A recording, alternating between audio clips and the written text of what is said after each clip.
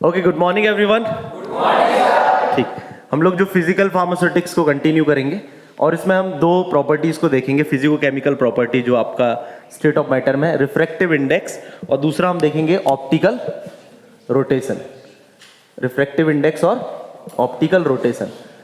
अब refractive index की बात करें तो रिफ्रैक्टिव इंडेक्स को हम ओवरऑल समझेंगे कि रिफ्रैक्टिव इंडेक्स है क्या, कौन से मैकेनिज्म पर ये बेस्ड होता है, इसका इंस्ट्रूमेंटेशन क्या है और इसका एप्लीकेशन क्या है, ये चीज पढ़ेंगे। तो रिफ्रैक्टिव इंडेक्स क्या होता है, जैसे मान के चलो आपकी कंपाउंड है 1 2 3 4 डिफरेंट कंपाउंड्स हैं। अब सॉलिड हो चाहे लिक्विड हो, तो इनमें क्या होता है कि हर एक कंपाउंड की डेंसिटी, हर एक कंपाउंड की क्या होगी, डेंसिटी। जैसे मान के चलो आपका अल्कोहल है, आपका एसीटोन है, आपका वाटर है, ठीक है ना, और भी कई सारे कंपाउंड है, तो इनकी डेंसिटी क्या होगी, मतलब उनकी सघनता हम बात करें एयर के तुलना में, जो आपकी वैक्यूम है या एयर है उसकी तुलना में क्या है, ज्यादा है। फिर उसी के बाद हम सॉलिड में आ जाएं तो सॉलिड में क्या है, उनकी डेंसिटी और ज्यादा है। तो क्या होता है कि जब किसी सैंपल में से लाइट को हम पास करते हैं, जैसे मान के चलो ये सैंपल है यहाँ पर, और सैंपल में से जब हम लाइट को पास करते हैं तो वो लाइट क्या होती है, डेविएट हो जाती है। क्या होती है, डेविएट हो जाती है, और वो एक तरीके का एंगल बनाती है। क्या बनाती है, एंगल बनाती है। अब जो लाइट आ रही है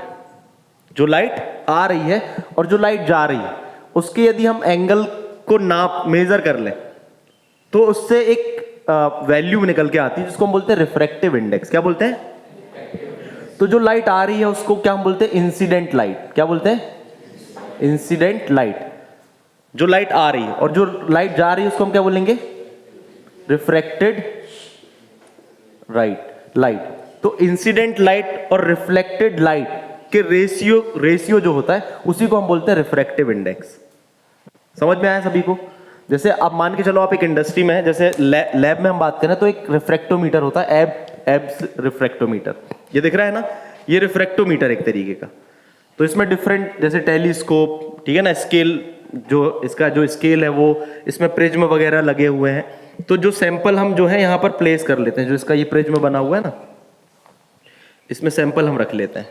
ये दिख रहा है, इसमें सैंपल को हम अप्लाई कर लेते हैं और फिर हम यहाँ से रीडिंग देखते हैं। तो ये जो लाइट यहाँ पर रहती है, लाइट इससे पड़ती है और सैंपल में से जाती है। तो लाइट जब यहाँ से जाएगी तो उसका एंगल कुछ और रहेगा, जब सैंपल में से पास होगी तो उसका एंगल क्या होगा, डिफ्लेक्ट हो जाएगा।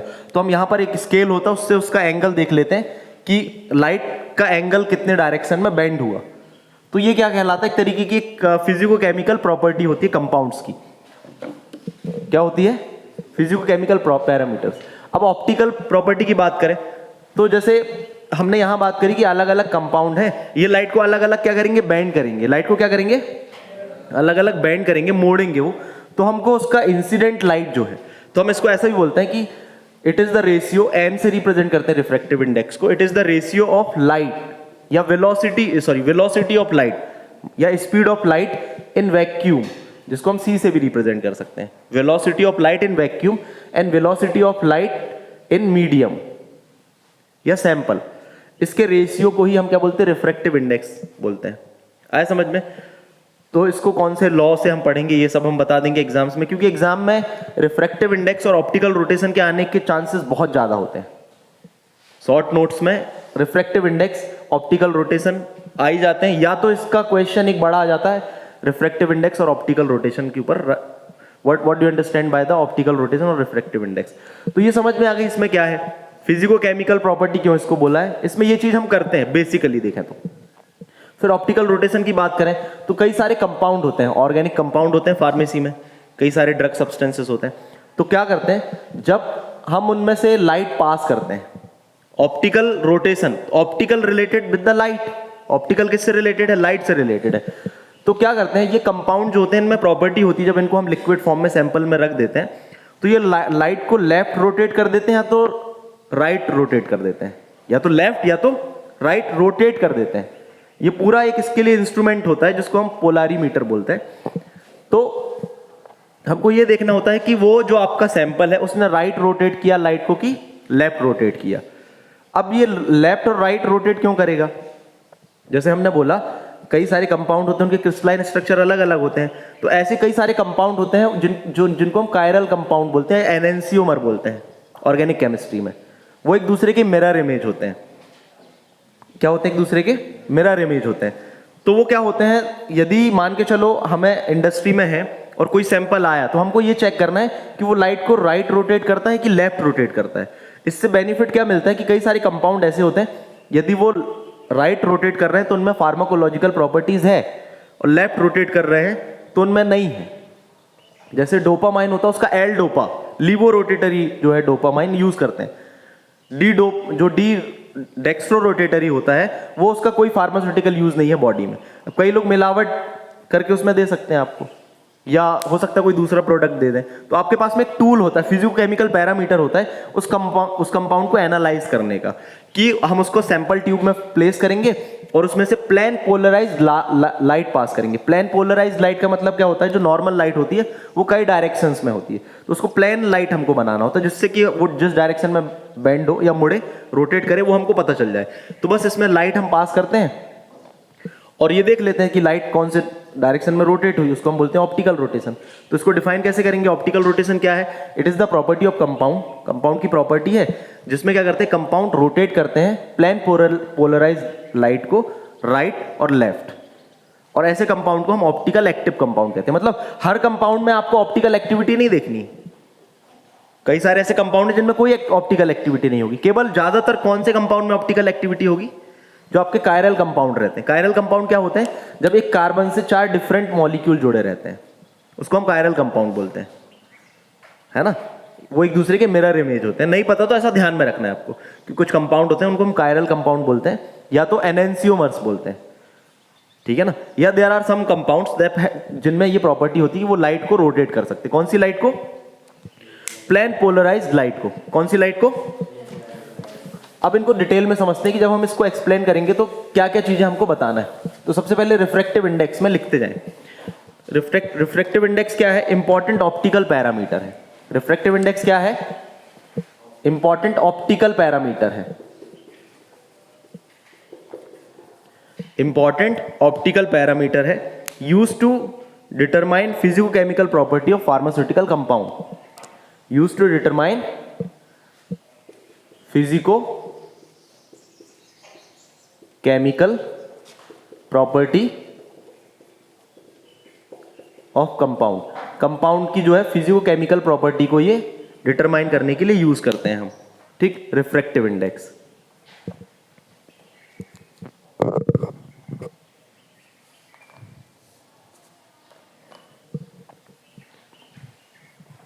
अब इसमें नेक्स्ट आपको क्या बताना है? नेक्स्ट आप इसमें ये बताएंगे कि रिफ्रैक्टिव इंडेक्स क्या है।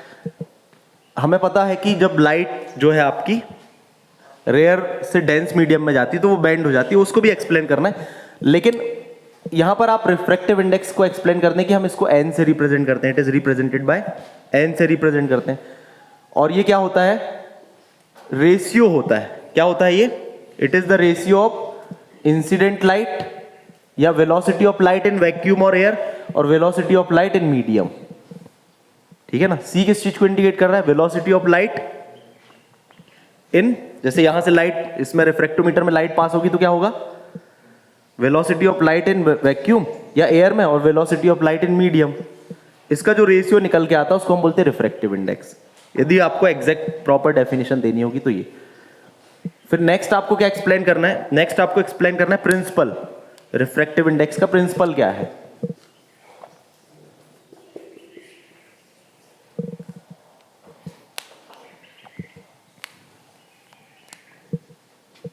इसमें आपको क्या करना है? मान के चलो ये आपका क्या है, एक मतलब 2 फेज हैं। ये आपकी कौन सी फेज है? रेयर, मतलब जिसमें क्या है आपका वैक्यूम या एयर है, और यहां पर आपका सैंपल है। यहां पर क्या है? सैंपल है। यहां से हम देखें, ये एक पॉइंट है जिसको हम बोलते हैं नॉर्मल, ठीक है ना, इसके परपेंडिकुलर है। तो जब लाइट की ये प्रॉपर्टी होती है कि जब लाइट यहां से पास होती है, लाइट ये क्या है? इसको हम बोलते हैं इंसिडेंट रे। ये क्या कहलाती है आपकी? इंसिडेंट रे या इंसिडेंट लाइट। जब यहां से लाइट पास होती है और जब मीडियम चेंज होता है, फेज आपका चेंज होता है, यहाँ पर आपका क्या है, वैक्यूम या एयर है, तो मीडियम चेंज होने के कारण हमने बोला था हर एक कंपाउंड का अलग अलग डेंसिटी होगी, तो लाइट क्या होती है, नॉर्मल की ओर बेंड हो जाती है। जनरली इसको जाना चाहिए था ऐसा, लेकिन यह क्या होती है, इस तरह बेंड हो जाती है। तो इसको हमको मेजर करना है। तो ये क्या है आपका, सी क्या है ये, ठीक है ना, और न्यू क्या है ये आपका वेलोसिटी। तो velocity of light in air और वैक्यूम और velocity of light in sample, जो कहां पर रखते हैं आप, ये जो आपका प्रिज्म है, इसमें जो रिफ्रैक्टोमीटर है, इसमें जो प्रिज्म, ये जो दो प्रिज्म बने हैं ना, इनके बीच में हम ये जो जगह दिख रही है, यहां पर हम सैंपल अप्लाई करते हैं। इसमें सैंपल अप्लाई करके इसको हम सेट कर देते हैं। फिर लाइट से हम क्या करते हैं, लाइट से इसको हम देखते हैं,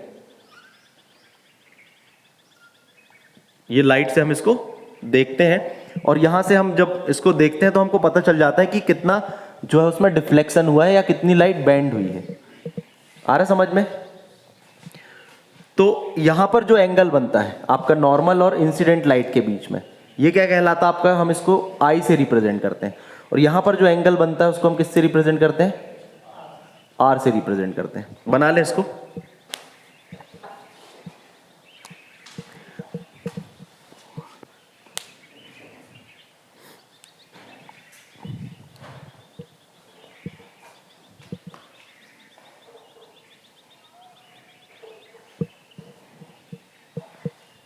ठीक, अब देखें यहां पर समझे, ये जनरली क्या हुआ, ये नॉर्मली हम बताते हैं, ठीक है ना, कि बेसिक प्रिंसिपल क्या है रिफ्रैक्टिव इंडेक्स के पीछे, कि जब लाइट रेयर मीडियम से डेंस मीडियम में पास होती है तो वो नॉर्मल की ओर बेंड हो जाती है।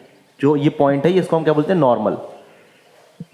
ठीक, और ये आपका सैंपल यहां पर रखा हुआ है, जब सैंपल से लाइट जाएगी तो वो क्या होगी, हाँ, तो इसको मेजरमेंट जब हम कर लेते हैं तो वो आपका रिफ्रैक्टिव इंडेक्स की वैल्यू निकल के आ जाती है। तो इसको किसने एक्सप्लेन किया, इसको एक्सप्लेन किया स्नेल्स ने। स्नेल्स लॉ से हम इसको रिप्रेजेंट करते हैं। तो स्नेल्स लॉ क्या कहता है, स्नेल्स लॉ ये कहता है कि refractive index n is the ratio of angle of incident light sine, ठीक है ना, और एंगल ऑफ रिफ्रैक्टिव लाइट। तो जो उसका एंगल है आपका इंसिडेंट लाइट का I divided by angle of refracted रे, इसको मेजर कर लेते हैं तो हमारा क्या निकल के आ जाता है, रिफ्रैक्टिव इंडेक्स ऑफ कंपाउंड निकल के आ जाता है। ठीक, ये चीज आपको एक्सप्लेन करनी है इस पे। कोई डाउट?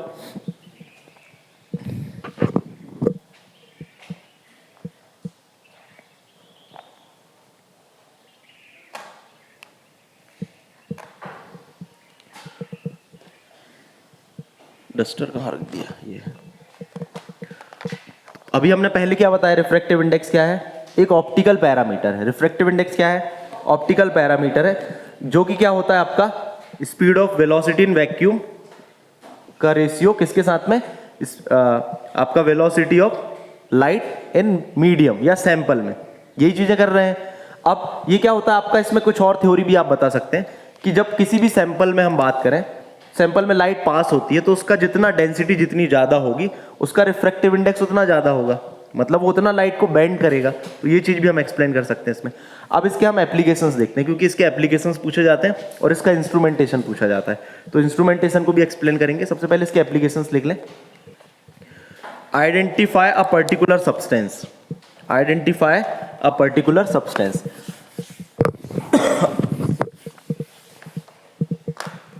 फर्स्ट क्या है, कोई भी सब्सटेंस को आइडेंटिफाई करने में, कैसे आइडेंटिफाई करेंगे, प्रिंसिपल समझ में आया ना।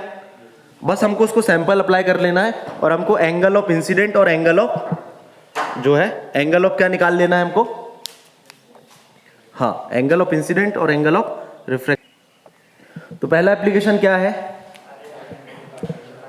हाँ, आइडेंटिफाई। आइडेंटिफाई कैसे करेगा, उसी टेक्निक से। सेकंड लिखें, confirm it's purity.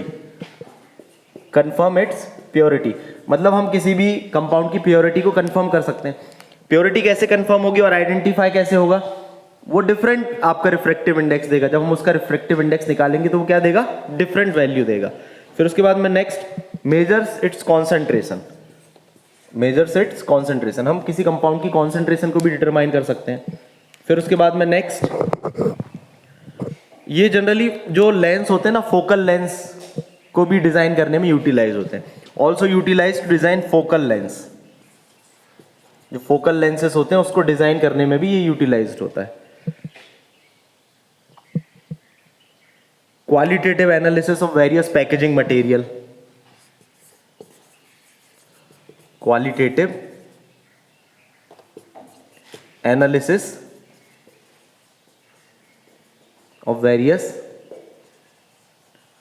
Packaging material, बहुत से पैकेजिंग मटेरियल के क्वालिटेटिव एनालिसिस में भी यूज होता है, जैसे कि ग्लास, प्लास्टिक, ये एग्जांपल लिख लेना।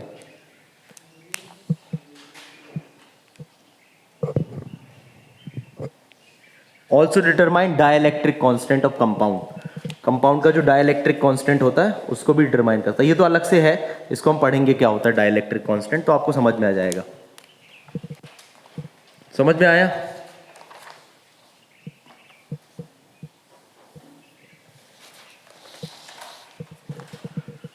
ठीक, आपको जो सिलेबस में दिया हुआ है, ये दिया है कि रिफ्रैक्टिव इंडेक्स, और उसमें लिखा है उसका मेजरमेंट और उसके एप्लीकेशन।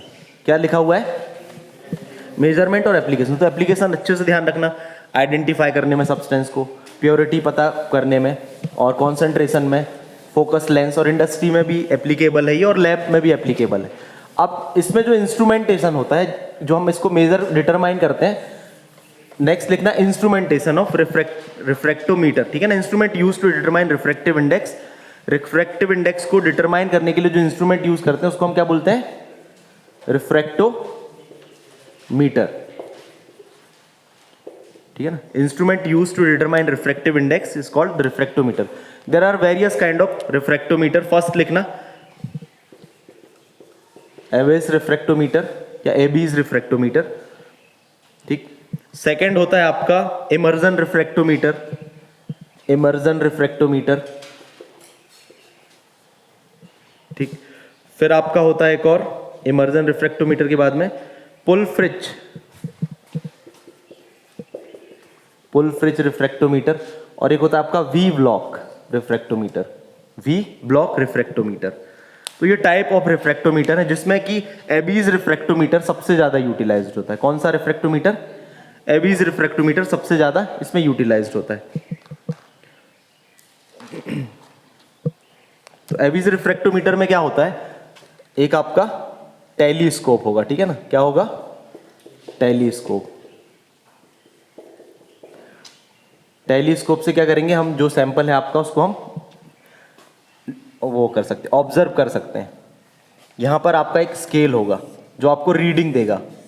यहां पर क्या होगा? आपका एक मेजरिंग स्केल जो आपकी रीडिंग को मेजर करेगा, और इसका जो आपका एक यहां पर एक सैंपल के लिए जिसमें आपको सैंपल रखना है उसके दो प्रिज्म होते हैं, ठीक है ना।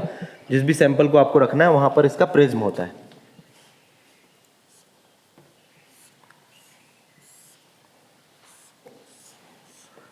इसमें निकोल्स प्रिज्म यूज करते हैं, ये भी जीपैट वगैरह में पूछा जाता है, ठीक है ना, कौन से प्रिज्म का यूज करते हैं।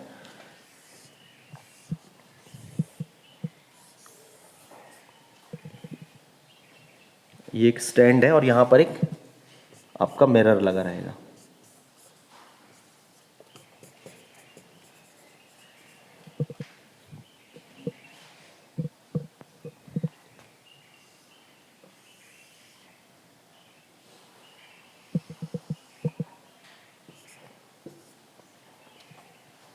ठीक, यहां से हम क्या करते हैं? रीडिंग को पढ़ लेते हैं। यहां पर जो आपका स्केल दिया हुआ है, और ये आपके क्या है? प्रिज्म है, ठीक। ये टेलीस्कोप, ये आपका mirror.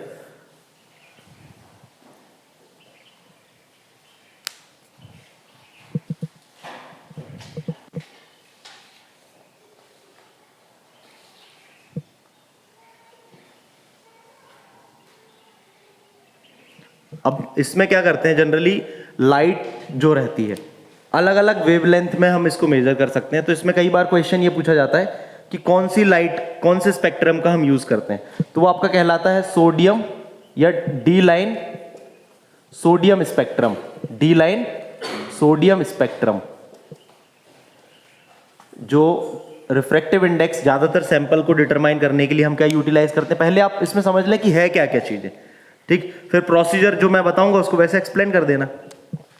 D line sodium spectrum क्या करते हैं हम इसमें यूटिलाइज करते हैं, जो कि वेवलेंथ कितनी प्रोवाइड करता है 580 या 589, ठीक है ना, 589.2 नैनोमीटर की वेवलेंथ जो है प्रोवाइड करता है। और ये एक्सपेरिमेंट जो है 20 डिग्री सेल्सियस पे हम करते हैं।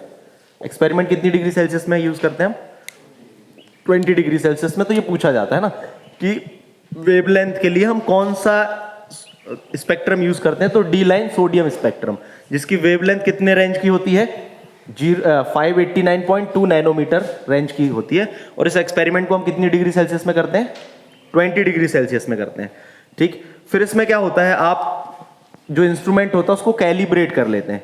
प्रोसीजर क्या होगी, इंस्ट्रूमेंट को हम कैलिब्रेट कर लेते हैं। हाँ, इसमें एक और सेटअप रहेगा जिसको आप क्या बोलेंगे, थर्मामीटर, मतलब थर्मोस्टैटिक रहेगा, मतलब टेम्परेचर के लिए इसमें इसमें नहीं लगा है जो हमारे पास में है लैब में, लेकिन टेम्परेचर मेंटेन करने के लिए भी उसमें आपको सिस्टम बनाना पड़ेगा। थर्मामीटर एक रहेगा। तो थर्मामीटर का यूटिलाइजेशन क्या है, थर्मामीटर इसमें क्या है, थर्मामीटर इसमें हो जाएगा टेम्परेचर कंट्रोलिंग डिवाइस। कोई भी इंस्ट्रूमेंटेशन बताना है तो हमको उसको एक एक नाम बताना है, ठीक है ना। तो थर्मामीटर क्या है आपका, टेम्परेचर मॉनिटरिंग डिवाइस है, टेम्परेचर को हम जिससे मॉनिटर करेंगे। फिर डी लाइन सोडियम क्या है, स्पेक्ट्रम क्या है, ये लाइट सोर्स है, ठीक है ना। क्या है ये, D line sodium spectrum light source है, जो कि क्या करेगा 589.2 नैनोमीटर की रेंज में लाइट को इतने वेवलेंथ की लाइट उसमें क्या करेगा, फोकस करेगा। कितनी डिग्री सेल्सियस में, 20 डिग्री सेल्सियस में, ठीक। फिर नेक्स्ट है इसमें आपका टेलीस्कोप। टेलीस्कोप से हम क्या करते हैं, टेलीस्कोप से हम जनरली जो आपकी प्रोसेस हो रही है, जो लाइट है उसको हम विजिट करते हैं और ये देखते हैं इसमें डार्क फील्ड और लाइट फील्ड होता है, उसको एडजस्ट करते हैं, ठीक है ना। तो एडजस्ट करने के लिए होता है, इसमें एडजस्टिंग नॉब होती है। फिर स्केल क्या होता है, यहाँ पर एक स्केल दिया रहता है साइड में, देयर इज अ स्केल, जिससे हम क्या करते हैं, जो भी आपका एंगल है, लाइट ऑफ इंसिडेंट एंगल और राइट ऑफ रिफ्रैक्टिव एंगल, उसको हम स्केल से मेजर कर लेते हैं, देख लेते हैं। मेजर तो इंस्ट्रूमेंट में हो जाता है, हम इससे क्या कर लेते हैं, उसको ऑब्जर्व कर लेते हैं, ठीक है ना। Reading is observed on to the scale. Reading हम किस में ऑब्जर्व करते हैं, स्केल में करते हैं। अब इसमें क्या होते हैं, प्रिज्म होते हैं, दो प्रिज्म होते हैं, एक होता है इल्यूमिनेटिंग प्रिज्म, ठीक है ना। प्रिज्म जो जनरली इसके किसके होते हैं, निकोल्स के प्रिज्म होते हैं। एक होता है इल्यूमिनेटिंग प्रिज्म और एक होता है रिफ्रैक्टिव प्रिज्म। दो प्रिज्म यूज करते हैं हम इसमें, एक कौन सा होता है, इल्यूमिनेटिंग प्रिज्म, और एक होता है रिफ्रैक्टिव प्रिज्म। अब सैंपल, जिस भी सैंपल का हमको रिफ्रैक्टिव इंडेक्स डिटरमाइन करना है, वो दोनों प्रिज्म के बीच में हम सैंपल को प्लेस कर देते हैं। जिस भी सैंपल को हमको क्या करना है, रिफ्रैक्टिव इंडेक्स डिटरमाइन करना है, उसको हम किसके बीच में रख देते हैं, दोनों प्रिज्म के बीच में रख देते हैं।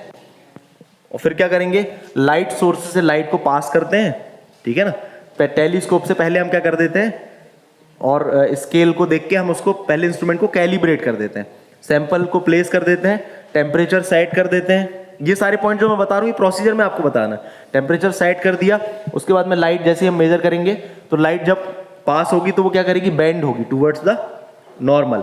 अब हमको एंगल ऑफ इंसिडेंट लाइट और एंगल ऑफ रिफ्रैक्शन लाइट को मेजर कर लेना है, किससे, स्केल से। बस हो गया, वैल्यू को पुट करके हमको निकल आया रिफ्रैक्टिव इंडेक्स। टफ है क्या, टफ है क्या, समझ में आया, कोई डाउट तो नहीं किसी को, ठीक। इसको एक्सपेरिमेंट को करेंगे भी हम लैब में, तब और आपको समझ में आ जाएगी कैसे रीडिंग को हमको करना है।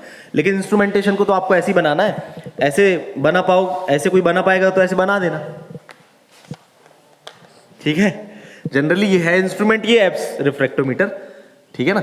लेकिन हमको जनरली ये स्केल वाला पोर्शन है आपका, ठीक है ना, ये वाला जो है ये आपका टेलीस्कोप है, ठीक है ना। ये आपका क्या है, प्रिज्म है, आ रहा समझ में। ये आपका मिरर है जहां से लाइट आप फोकस करेंगे। हम डी सोडियम इसमें नहीं लगा हुआ है ना, स्पेक्ट्रम के लिए, वो अलग से हम यूज कर सकते हैं। और अपग्रेडेड भी आ गए हैं एप्स रिफ्रैक्टोमीटर, कई तरीके के होते हैं, आए समझ में। बस हमको क्या करना है, सैंपल अप्लाई करना है। अब ऐसे नहीं, हाथ से अप्लाई नहीं कर देना, there is some different like dip tube वगैरह होते हैं, उनसे हम अप्लाई करते हैं सैंपल को, है ना। कॉटन वूल से उसको साफ करना है प्रॉपर। और फिर हमको क्या कर लेना है, एंगल ऑफ इंसिडेंट को मेजर कर लेना है और एंगल ऑफ रिफ्रैक्टेड रे को मेजर कर लेना है। स्नेल्स लॉ के फॉर्मूले में पुट करके रिफ्रैक्टिव इंडेक्स डिटरमाइन कर लेंगे। तो रिफ्रैक्टिव इंडेक्स क्या होता है, अलग अलग कंपाउंड का रिफ्रैक्टिव इंडेक्स अलग अलग होता है। तो हमने ये क्या एक्सप्लेन कर दिया इसका पूरा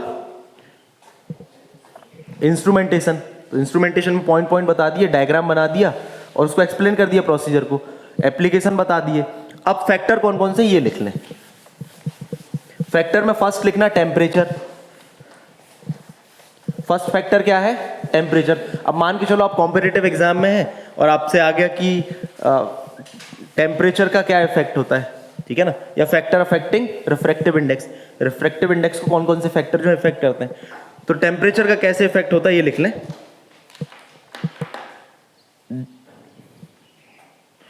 refractive index decreases by increasing of temperature. Refractive index क्या होता है, डिक्रीज होगा बाय इंक्रीजिंग टेम्परेचर।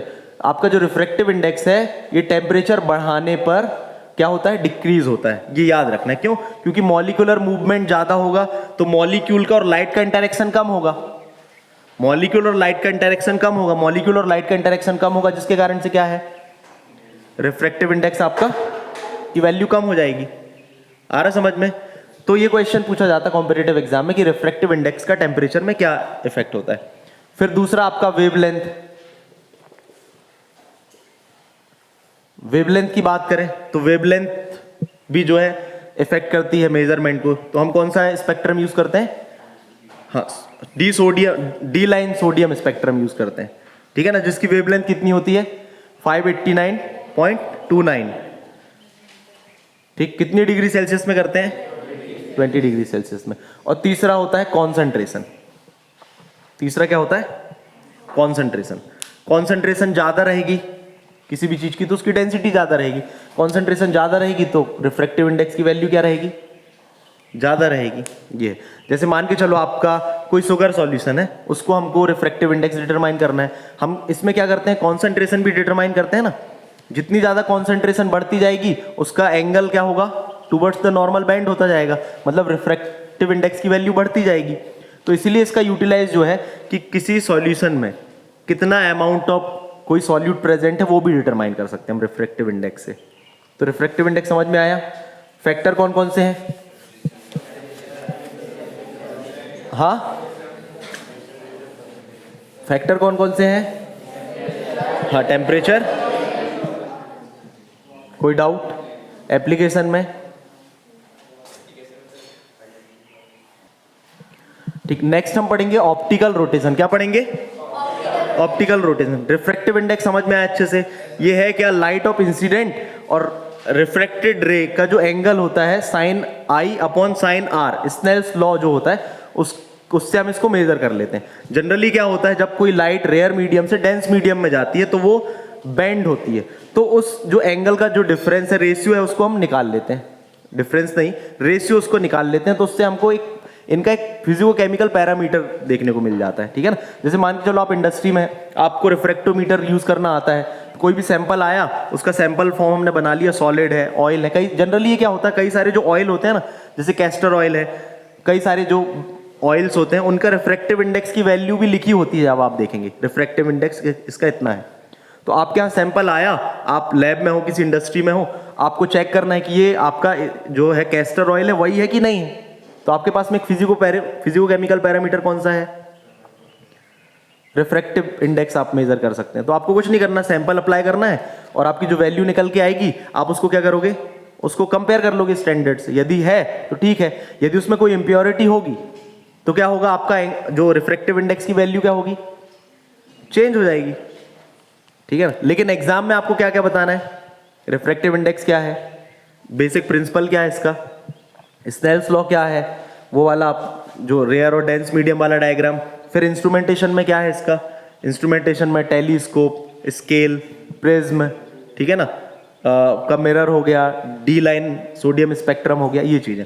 अब हम बात करते हैं एक और, ऑप्टिकल रोटेशन। तो ऑप्टिकल रोटेशन और रिफ्रैक्टिव इंडेक्स की बात करें तो ये दोनों ऑप्टिकल प्रॉपर्टी है। क्या है, ऑप्टिकल प्रॉपर्टी। तो ऑप्टिकल रोटेशन क्या होता है इसको समझ लें। अब इसमें आपको समझना पड़ेगा प्लेन पोलराइज्ड लाइट क्या होती है। क्या, प्लेन पोलराइज्ड लाइट। और दूसरा, इस टॉपिक को समझने के लिए आपको क्या पता होना चाहिए? Chiral compound. क्या पता होना चाहिए? Chiral compound. ठीक। और जिस इंस्ट्रूमेंट में हम इसको डिटरमाइन करते हैं उसको हम क्या बोलते हैं? पोलारीमीटर या पोलराइजर। क्या बोलते हैं उसको? पोलारीमीटर या पोलराइजर। अब देखो, इसमें ऑप्टिकल रोटेशन को हम समझे कैसे। जनरली कुछ कंपाउंड होते हैं, स्पेशली कायरल कंपाउंड। क्या होते हैं?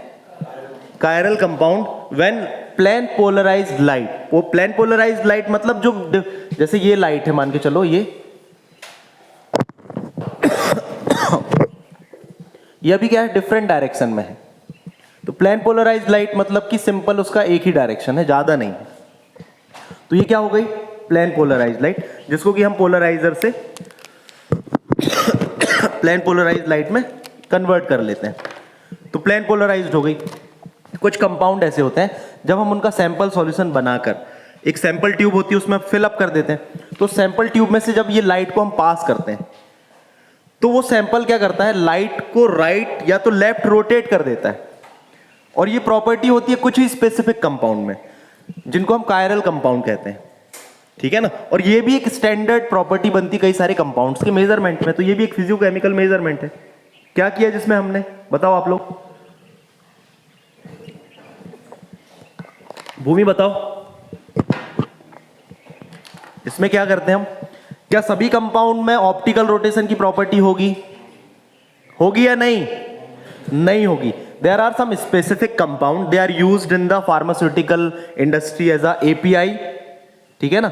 लाइक एमिनो एसिड्स होते हैं, कार्बोहाइड्रेट होते हैं, इनमें कुछ स्पेसिफिक क्या होती है? कैरेक्टरिस्टिक्स होता है। ये कंपाउंड कायरल कंपाउंड कहलाते हैं। जब इनमें से प्लेन पोलराइज्ड लाइट पास की जाती है तो ये लाइट को रोटेट कर देते हैं। इसकी इस प्रॉपर्टी को कंपाउंड की हम बोलते हैं ऑप्टिकल रोटेशन। तो ऑप्टिकल रोटेशन को डिफाइन कैसे करेंगे? Optical rotation is the when plane polarized light is pass through the sample of some compounds, they rotate the plane polarized light. ठीक है ना? वो क्या करते हैं? प्लेन पोलराइज्ड लाइट को क्या करते हैं? रोटेट कर देते हैं।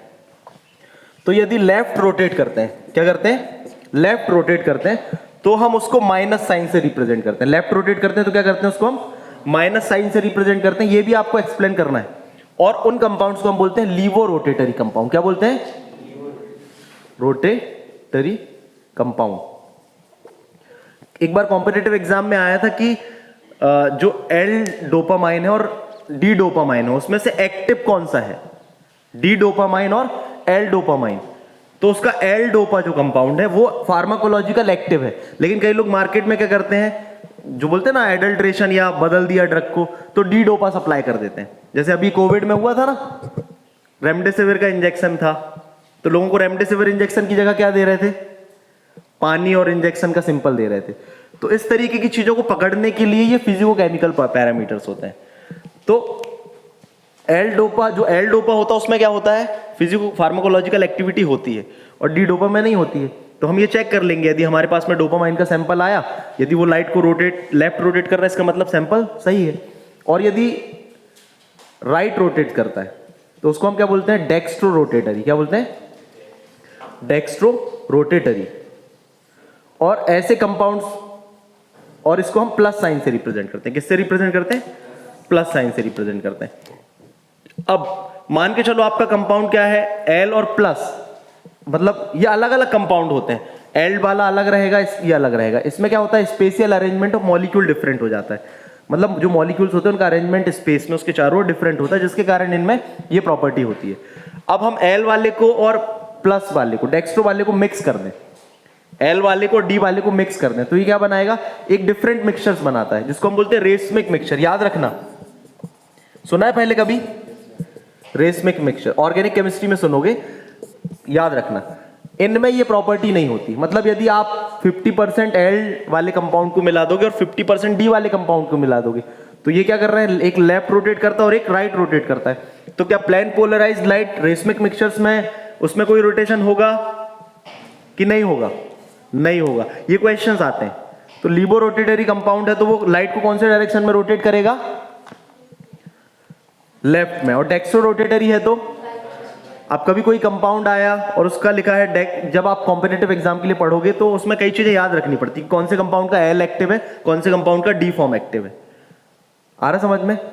फिर रेसमिक मिक्सचर्स क्या होते हैं, इन दोनों का 50-50% का एक मिक्सचर्स बनाएंगे, उसमें रेसमिक मिक्सचर्स में रोटेशन की प्रॉपर्टी नहीं रहेगी, उसमें प्लेन पोलराइज्ड लाइट क्या होगी, पास हो जाएगी सीधे। और सेकंड आप पॉइंट बताओगे ऐसे कंपाउंड्स को जिनमें ऑप्टिकल रोटेशन की प्रॉपर्टी होती है, हम उनको बोलते हैं optically active compounds. Next point हो जाएगा आपका ऑप्टिकली एक्टिव कंपाउंड। नेक्स्ट क्या हो जाएगा, optically active compound. Optically active compound क्या होता है, compounds which rotate plane polarized light. Plane polarized light को जो कंपाउंड रोटेट करते हैं हम उसको क्या बोलते हैं, ऑप्टिकली एक्टिव कंपाउंड। अब इसका इंस्ट्रूमेंटेशन देख लें। इंस्ट्रूमेंटेशन में सबसे पहले क्या आ जाएगा, लाइट सोर्स। पहला क्या आ जाएगा, लाइट सोर्स, ठीक है ना। लाइट सोर्स क्या होता है, जो लाइट सोर्स होगा वो मल्टीपल डायरेक्शन में लाइट को क्या करेगा, देगा, लाइट देगा। फिर लाइट आपकी जो क्या है, ये अनपोलराइज्ड लाइट है। सेकंड आपका क्या है, ये अनपोलराइज्ड लाइट है। इसको हम क्या करेंगे, हमारे पास में इंस्ट्रूमेंट में एक सेटअप होगा जो कि पोलराइजर कहलाएगा। क्या कहलाएगा, पोलराइजर का काम क्या है, पोलराइजर में से जैसी लाइट निकलेगी तो अब ये जो लाइट होगी आपकी, ये क्या कहलाएगी, प्लेन पोलराइज्ड लाइट। ये क्या कहलाएगी, प्लेन पोलराइज्ड लाइट। अब प्लेन पोलराइज्ड लाइट के बाद में आपका क्या है, एक सैंपल ट्यूब है। क्या है ये, सैंपल ट्यूब।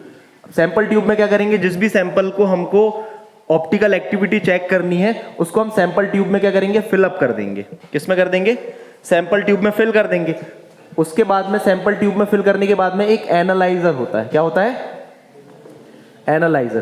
तो एनालाइजर का काम क्या है, एनालाइजर से आप ये एनालाइज करते हैं कि इसके पहले आपने जो ब्लैंक लिया जिसमें ऑप्टिकल एक्टिव कंपाउंड तो किसी सॉल्वेंट में बनाएंगे ना, उस सॉल्वेंट बस को लेके हम इसको एनालाइजर से सेट कर देंगे, इसमें पूरा डार्क फील्ड वो कर देंगे, प्रिपेयर कर देंगे। इसके बाद में नेक्स्ट क्या हो जाएगा, डिटेक्टर। नेक्स्ट क्या हो जाएगा, डिटेक्टर, जो क्या करेगा, आपको डिटेक्ट कर लेगा कि राइट लाइट जो है लेफ्ट रोटेट हुई है कि राइट रोटेट हुई है। बस इतना इंस्ट्रूमेंटेशन है इसका। सैंपल ट्यूब का यूज क्या है, sample is placed into the sample tube. Analyser से हम यहां पर क्या करते हैं, इसको कैलिब्रेट कर लेते हैं और डार्क फील्ड यहां प्रिपेयर कर देते हैं, मतलब रेडी हो जाता है। लाइट को पोलराइजर पोलराइजर का क्या यूज है, जो आपकी अनपोलराइज्ड लाइट है उसको किस में कन्वर्ट कर देता है, पोलराइज्ड लाइट में कन्वर्ट कर देता है। बस इसका इंस्ट्रूमेंटेशन एक्सप्लेन कर देना है आपको। आया समझ में? और ये किन कंपाउंड्स में होती है, जो कायरल कंपाउंड होते हैं। एप्लीकेशन ज्यादातर सभी के सिमिलर होते हैं। ये भी क्या किस चीज के लिए डिटरमाइन करने के लिए होगा, आपका कंपाउंड की प्योरिटी ऑफ कंपाउंड, ठीक। फिर आपका identification of the compound, identification of the compound, compound को आइडेंटिफाई करने में।